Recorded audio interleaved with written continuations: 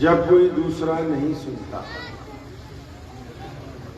ایک یقین تھا دل میں کہ خدا تو سنتا ہے، جب کوئی دوسرا نہیں سنتا، بالآخر مجھ پہ یہ راز کھلا، کیا وہ سنتا ہے کیا نہیں سنتا۔ وہ سمیع و بصیر ہے لیکن بے عمل کی دعا نہیں سنتا، اور یہ فیصلہ ہے دین فطرت کا۔ ایک یقین تھا دل میں کہ خدا تو سنتا ہے جب کوئی دوسرا نہیں سنتا، بالآخر مجھ پہ یہ راز کھلا، کیا وہ سنتا ہے کیا نہیں سنتا۔ وہ سمیع و بصیر ہے لیکن بے عمل کی دعا نہیں سنتا، یہ فیصلہ ہے دین فطرت کا کہ بزدلوں کی خدا۔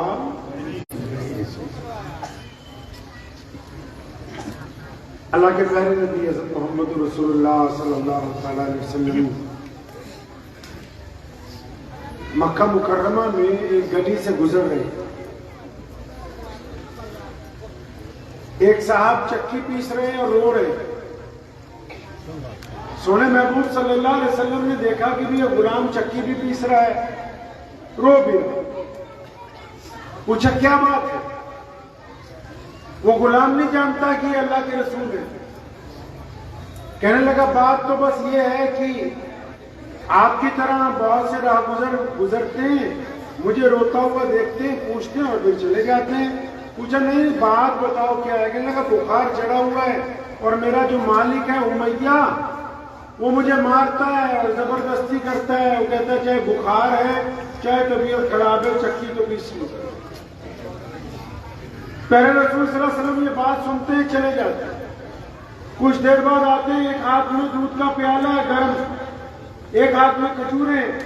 اس غلام کو چکی سے ہٹا کے دودھ پلاتے ہیں، کھجوریں کھلاتے ہیں اور فرماتے ہیں کہ تم اپنے بستر پہ آرام کرو۔ تو کہتا پھر یہ چکی کون چلائے گا؟ کریم رسول صلی اللہ علیہ وسلم فرماتے ہیں کہ تم آرام کرو، تمہاری جگہ یہ چکی میں چلا۔ ایسا 3 دن تک۔ ایک بوڑھیا ہے اپنے گھر کے باہر کھڑی ہے، 2 گٹھلیاں اس نے بنا رکھی ہیں، سامان باندھا ہوا۔ کبھی ایک گٹھلی اٹھاتی ہے تو جب دوسری اٹھانے لگتی تو اٹھتی نہیں،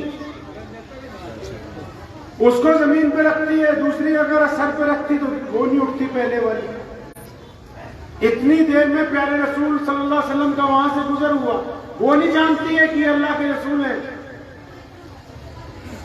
پوچھا اماں کیا بات ہے؟ کہیں جانے کا ارادہ ہے؟ کہنے لگی ہاں بیٹا میں مکے سے کچھ دور میرا پرانا گاؤں ہے، وہاں جانا چاہتی ہوں، کیونکہ مکے میں ایک ایسا شخص آ گیا جو اپنا دین پھیلا رہا ہے اور مجھے تو خطرہ ہے کہ کہیں میں جس مذہب پہ ہوں وہ نہ چھوٹ جائے مجھ سے۔ تو کریم رسول صلی اللہ علیہ وسلم فرماتے ہیں کہ اماں اگر تمہاری اجازت ہو یہ تمہارا سامان میں چھوڑا ہوں اس سامان کو؟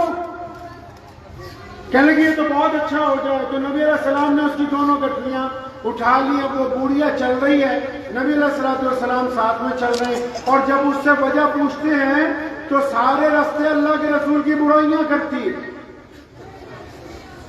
جب اس گاؤں میں پہنچ گئے جہاں سامان پہنچانا تھا، سامان رکھ دیا۔ سامان رکھنے کے بعد نبی علیہ السلام جب واپس جانے لگے تو اماں پوچھتی بیٹا اپنا نام تو بتا کے جاؤ۔ ام القرہ ہے، مکہ جو ہے وہ ام القرہ ہے۔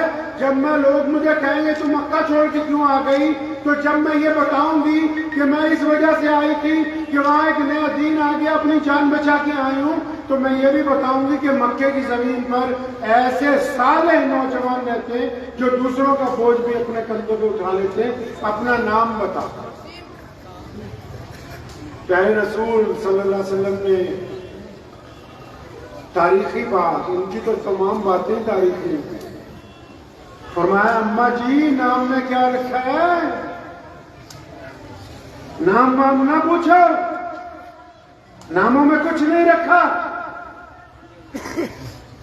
اماں بڑی پریشان ہے، کہنے لگے نہیں اپنا نام بتا کے جاؤ۔ فرمایا ضرورت نہیں جب وہاں سے چلنے لگے اصرار کرتی رہی، آپ علیہ السلام جب اس گھر سے نکلنے لگتے ہیں تو اس نے نبی علیہ السلام کی چادر مبارک پکڑ لی، فرمایا نہیں بیٹا اپنا نام بتا کے جاؤ، مجھے کس طرح پتہ لگے گا کہ میرا محسن کون ہے۔ جب ضد کرنے لگی تو کریم رسول صلی اللہ علیہ وسلم نے فرمایا اچھا اماں اگر اتنا ہی اشتیاق ہے نام جاننے کا تو سارے راستے اللہ کے جس پاک رسول کو تم برا بھلا کہتے آئی ہو میں وہی محمد ہوں۔ نبی علیہ السلام بیت اللہ سے ٹیک لگا کے بیٹھے ہیں۔ مکے میں ایک 12-13 سال کا لڑکا ہے، وہ اپنے چچا کے گھر گیا، اس کے باپ کو مرے ہوئے 4-5 سال ہو گئے، اپنے چچا کو کہتا ہے چچا میری اماں کا کرتا پھٹ گیا ہے۔ پرانے دور میں کپڑا سب سے زیادہ مہنگا ہوتا تھا، کپڑا ملتا نہیں تھا آج کل کی طرح۔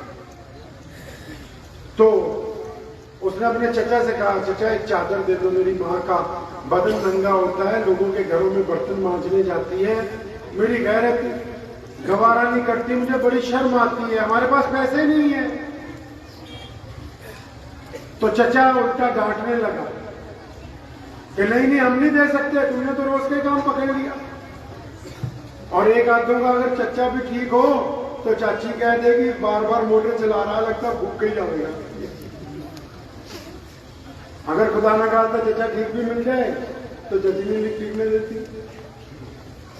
تو خیر اس نے کپڑا دینے سے انکار کر دیا، واپس جا رہا بڑا پریشان ہے، افسردہ ہے۔ راستے میں ایک اعرابی ملے، پوچھا بچے کیا بات ہے؟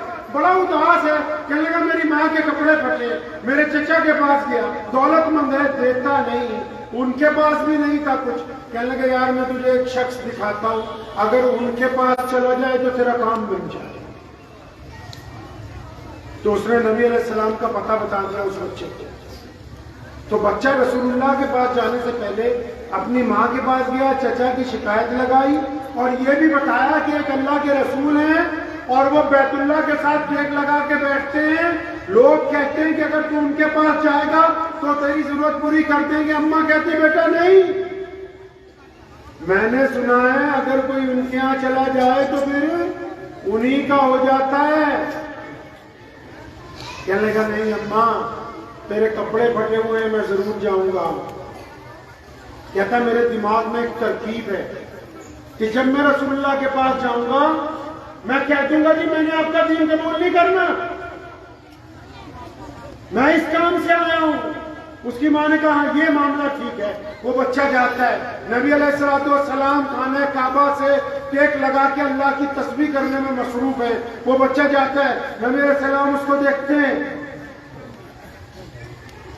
اور وہ عجیب بات کرتا ہے، کہنے لگا سنو جی میں آیا تو کسی کام سے ہوں لیکن پہلے یہ بات سن لو میں تمہارا دین قبول نہیں کروں گا۔ پیارے کریم رسول مسکراتے اس بچے کو بٹھاتے پوچھتے بات کیا ہے بیٹا، بات تو بتاؤ۔ کہنے لگا میری اماں کے کپڑے پھٹے ہیں اور ان کا بدن ننگا ہوتا ہے، لوگ دیکھتے ہیں مجھے شرم آتی ہے۔ تو نبی علیہ السلام نے کیا کیا؟ نبی علیہ السلام نے اپنی چادر، کون سی چادر؟ طٰہٰ یاسین والی چادر۔ پتہ ہے نا رسول اللہ کون ہے؟ اللہ کے بعد کون ہے؟ صرف محمد الرسول اللہ ہے، کائنات کے مولا محمد الرسول اللہ ہے۔ اللہ تعالیٰ نے ان کو اپنا نائب بنایا۔ جس دن عرش میں بلانا تھا اللہ نے ملنے کے لیے، ابھی رجب کے مہینے میں وہ تاریخ گزر کے گئی ہے جب رسول اللہ شب معراج پہ گئے اور حضور صلی اللہ علیہ وسلم کو لینے کے لیے تمام بڑے فرشتوں کو بھیجا، ان کی لائنیں لگوائیں، ایک ایک فرشتے کے